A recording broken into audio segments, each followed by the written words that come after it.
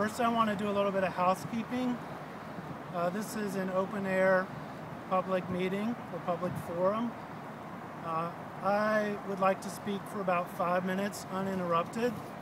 If anyone else wants to speak, they're within their rights, and I just ask that you move a few feet away from me so that I can continue without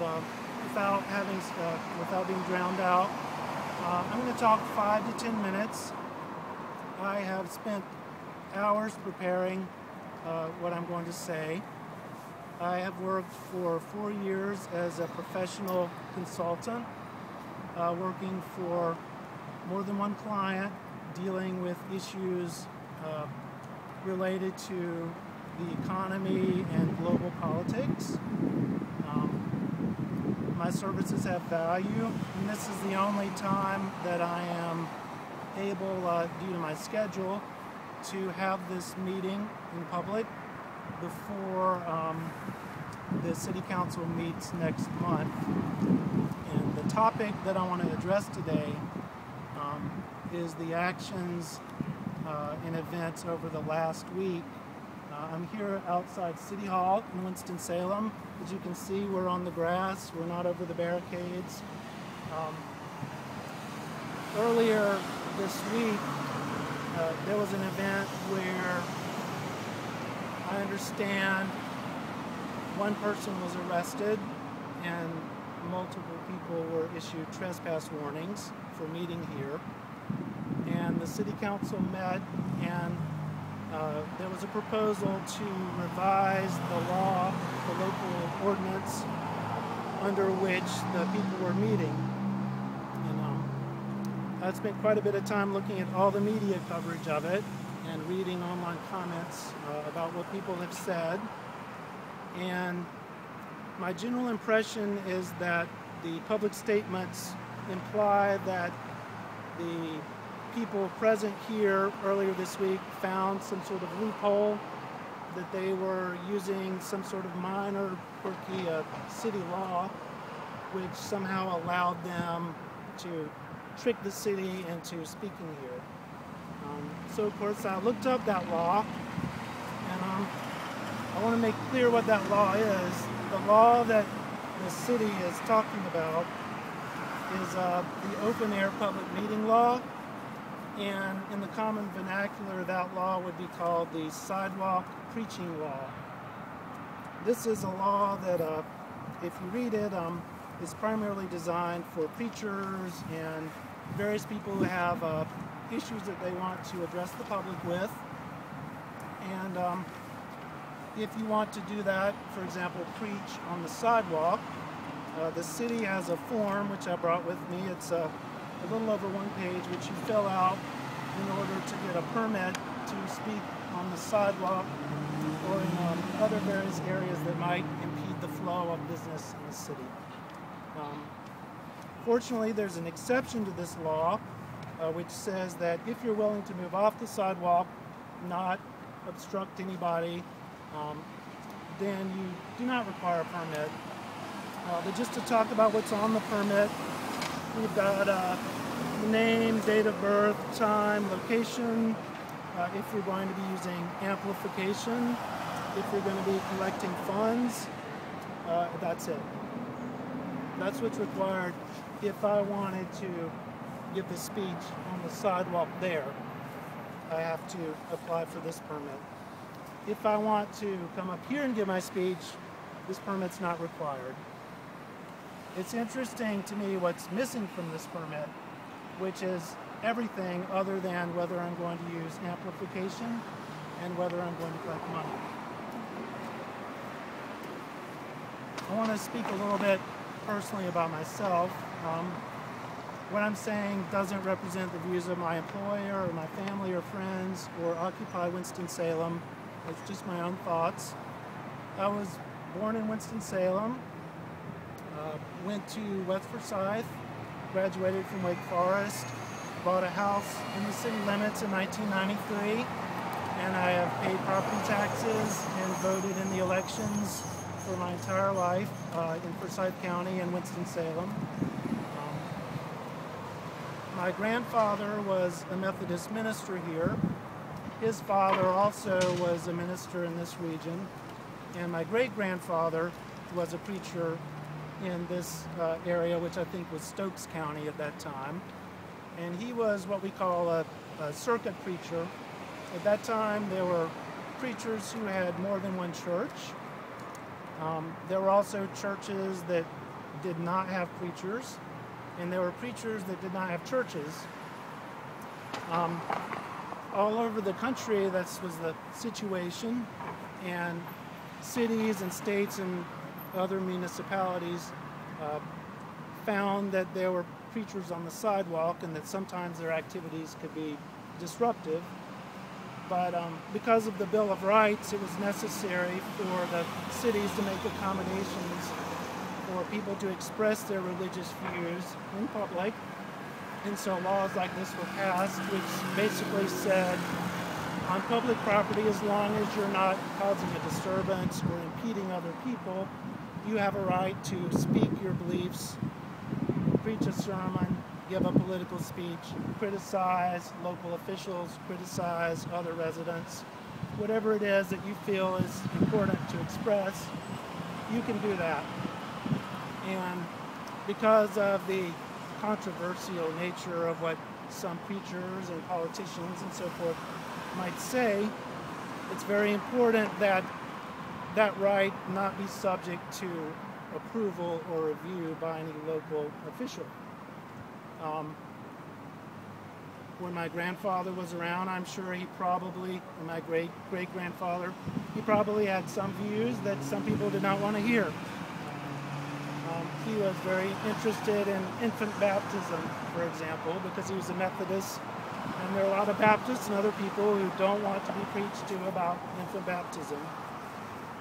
But he had a right, and still would, were he alive today, to give a sermon on that topic up at the courthouse here on any city property.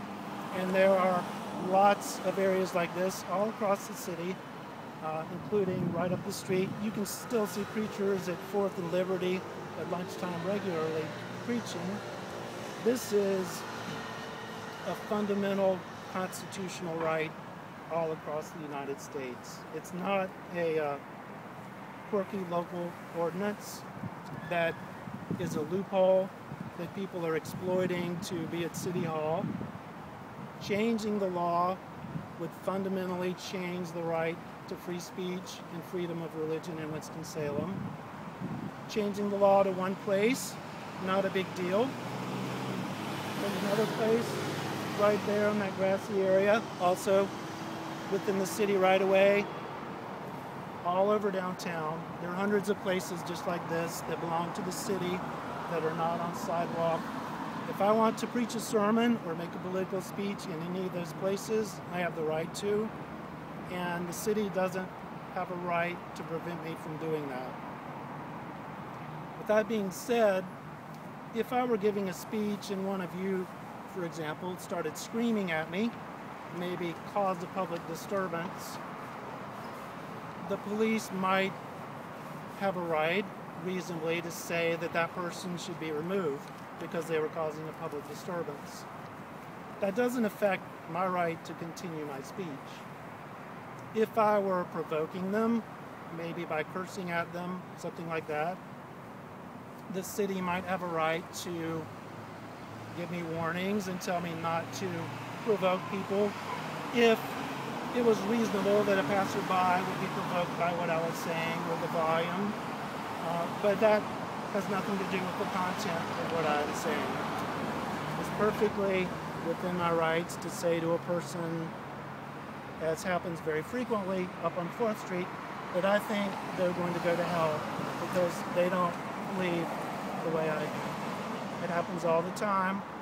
The Right to Life protesters are on city property all over Winston-Salem with signs telling other citizens that they're murderers for legal activities, saying very offensive things, and rightfully we protect their right to say that because it's an exercise of free speech. That's what this law is. It's not a loophole. It's the sidewalk preaching law.